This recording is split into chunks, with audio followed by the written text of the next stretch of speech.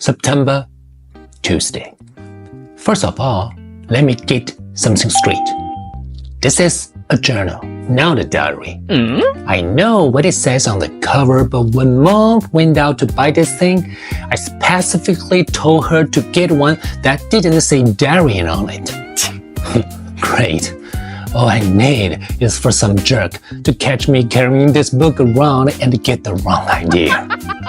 Sissy. The other thing I want to clear up right away is that this was Mom's idea, not mine. But if she thinks I'm going to write down my feelings in here or whatever, she's crazy. So just don't expect me to be all Dear Diary this and Dear Diary that.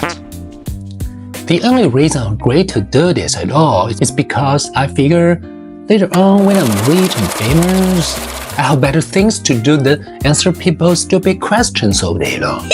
So this book is gonna come in handy. Gregory, tell us about your childhood. Were you always so smart and handsome? Cheese, Gregory. Here's my journal. Now, shush. Like I said, I'll be famous one day. But for now, I'm stuck in middle school with a bunch of morons. No!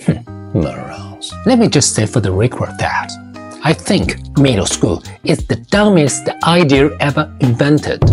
You get kids like me who have not hit their growth spurt yet mixed in with these gorillas who need to shave twice a day.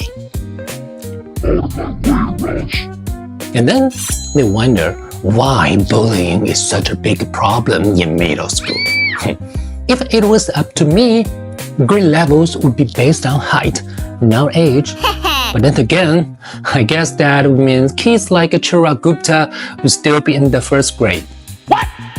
Today is the first day of school. And right now, we're just waiting around for the teacher to hurry up and finish the sitting chart.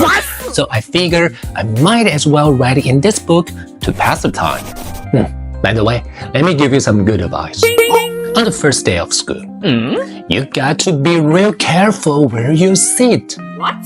You walk into the classroom and just plunk your stuff down on any old desk, and the next thing you know, the teacher is saying, I hope you all like where you're sitting because these are your permanent seats. So in this class, I got stuck with Chris Jose in front of me and Lino James in back of me. Jason Brown came in late and almost sat to my right, but luckily I stopped that from happening at the last second. Yes.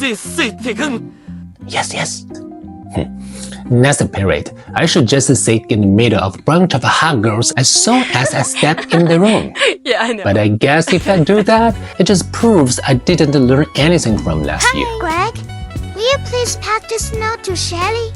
Why? Certainly. Here. Greg is a dork. Man, I don't know what is up with girls these days. It used to be a whole lot simpler back in elementary school. The deal was, if you were the fattest one in your class, you got all the girls. And in the 5th grade, the fattest runner was Ronnie McCry. Nowadays, it's a whole lot more complicated. Now, it's about the kind of clothes you wear or how rich you are, or if you have a cute butt or whatever. And kids like Ronnie McCray are scratching their heads and wondering what the heck happened. The most popular boy in my grade is Bryce Anderson.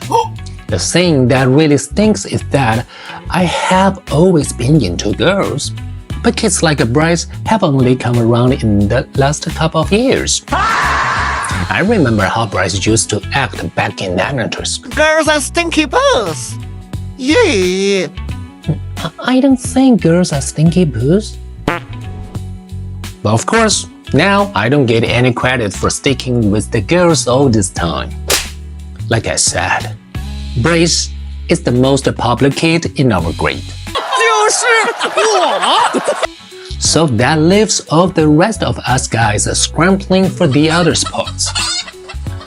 The best I can figure is that I'm somewhere around the 52nd or 53rd most popular this year, but the good news is that I'm about to move up one spot because Charlie Davis is above me and he's getting his braces next week. 嗨，哎呦我的妈！ I try to explain all this popularity stuff to my friend Rolly, who is probably hovering right around the 150 mark by the way, but I think it just go in one ear and out the other with him.